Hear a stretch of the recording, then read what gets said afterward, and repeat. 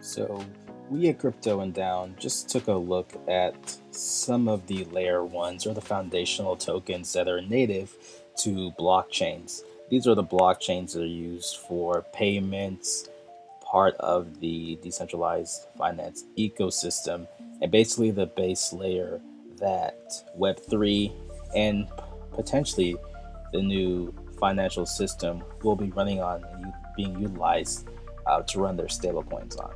So this watch list does not encompass everything, but from our perspective, it just gives a decent breakdown of some of the different aspects of blockchain that are going to be utilized for transactions. And those range anywhere from Ethereum, Binance, Solana, some of the top ones that you may have heard about already, to TRON, all the way down to some that are new and upcoming, have been around for a while, and could be considered also to offshoots of the layer one ecosystem. Those being things like Polygon, which was previously Matic. Sonic is a new one that's out there. eCash is a fork of Bitcoin Cash, which was also a fork of Bitcoin, so that has its proof of work aspect. And others like Canton, Toncoin, Telcoin, and Quant, to name a few. So there are others too that we could add, but for all intents and purposes, I think this is a good watch list to get a healthy sense of what are the performance for this particular category of blockchains. So like I was saying previously, if we take a look at, we see Ethereum, Binance, Solana, TRON, Sonic. So what differentiates Sonic from some of these others is that it's a high-speed layer 1 blockchain, low latency, utilized for a lot of decentralized applications. Make it probably easy for people to launch tokens and potentially use maybe with predictive markets like Solana.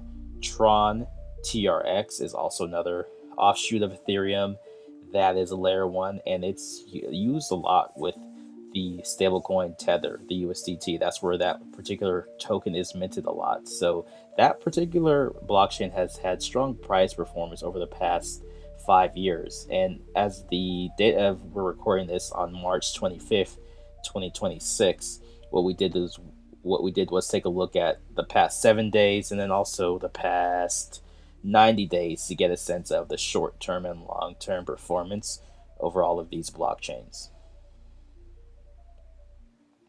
So let's dive into the scaling and interoperability slash payments blockchains. Those are comprised of Telcoin, eCash, Canton, Quant, and Polygon. So when it comes to payments, telecommunications, that would fall into the eCash and the Telcoins. And then we see here blockchains meant for the bigger institutions at enterprise level. Canton enables privacy. It's a network that is meant to be interoperable with other blockchains, but meant to offer privacy for its users. Quant also focuses on enterprises, and I think it has an overledger operating system that it's called that enables businesses to connect across multiple distributed ledgers or blockchains as well.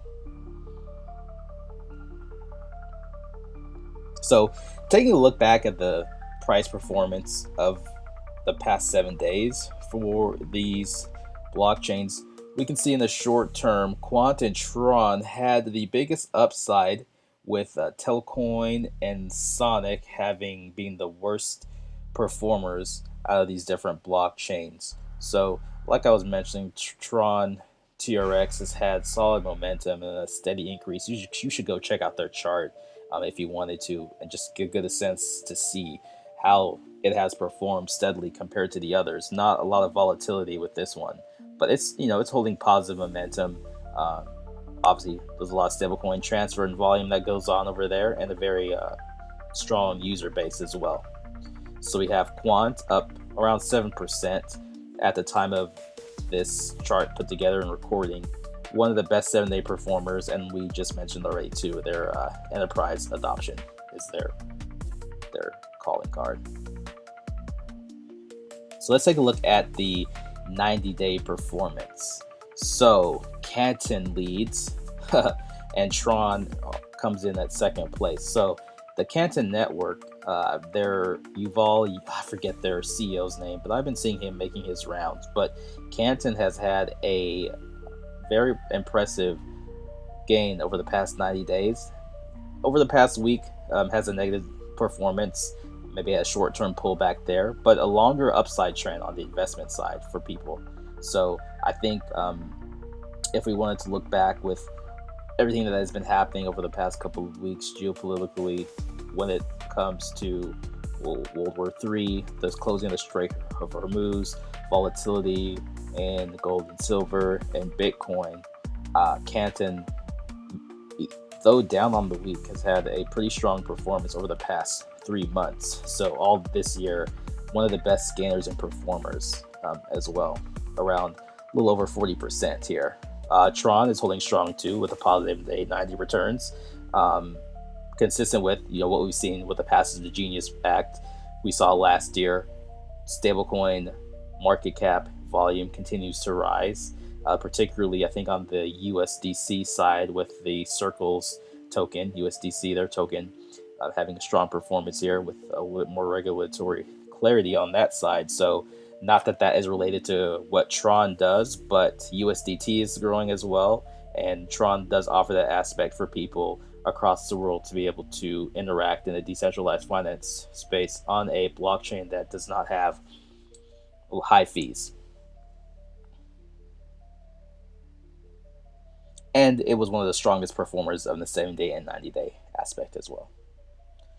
All right, so overall, though, of our watch list, a high downturn. So, like we said, the major L1s categorized here down about 25%. So, the three largest L1s by market cap have shed roughly a quarter of their value over the past 3 months. What are the risks associated with that? A lot of things have been happening here in the crypto markets, and crypto seems like it moves as one. So when Bitcoin goes up, a lot of tokens will follow. When it goes down, a lot of other tokens will follow that downturn as well. But I would say one of the cool things to see here is we get a breakdown to see the performers. We have Canton, TRON, and then from least to best, Ethereum still down, Quant, BNB. Even though BNB has performed well over the past decade or so, we still see, or less than a decade, I think, since it's been out. But as probably not more, but as BNB has we've seen Polygon, Toncoin, all are down over the past 3 months. Now, though, if we wanted to take a look at the liquidity aspect and the volume, we can see here that Ethereum dominates that 24-hour volume. You can also take a look at CoinMarketCap and do a breakdown to see what is that volume being traded over 24 hours, 7 days, or 30 days, and 90 days. But Ethereum, Solana, and BNB, even though their prices are down, they still maintain an active daily volume and active ecosystems on all of these different chains. So the price performance of these chains may be down, of these native tokens, but we can take a look and see, there are things being built in the DeFi sector related to stablecoins, how liquidity is provided. These tokens are still being sent back and forth, even being interwoven into traditional finance with ETFs as well. So, even though they're down 7 days and comparatively 90 days, these assets are still strong when it comes to the usability aspects of the chain. Okay, let's look at some of the mid-market and what we see here. So, TRON has a healthy daily volume of around $560 million. Like we said, driven largely by stable transfer demand. TRX's utility-driven volume provides more stable floor than speculative assets. So, like we harped up on, this is a very stable ecosystem, stable blockchain. Doesn't get a lot of the hype and love in the news media. It could be that it has its roots and use cases outside of the US, which is why we don't see a lot of media coverage here. But those low fees and that stability offers people a way stability with stablecoins. Offers people a way to use it for real world business use cases. So Toncoin, that one shows an active growing trading market. This one is intertwined with Telegram. So Telegram has a global user feed base. I'm on Telegram. I know a lot of people are. That's where you can follow a lot of different projects related to these blockchains or other cryptocurrency block projects as well, and get an insight into what the developers are thinking, what the marketing teams are teasing that's coming up next as well. Telcoin, which is a new one to me that I've been watching this year, very critically low 24-hour volume, around under $1 million, and it's also had a negative 14 7-day price drop. So weak buying pressure, not very liquidity, not much liquidity there.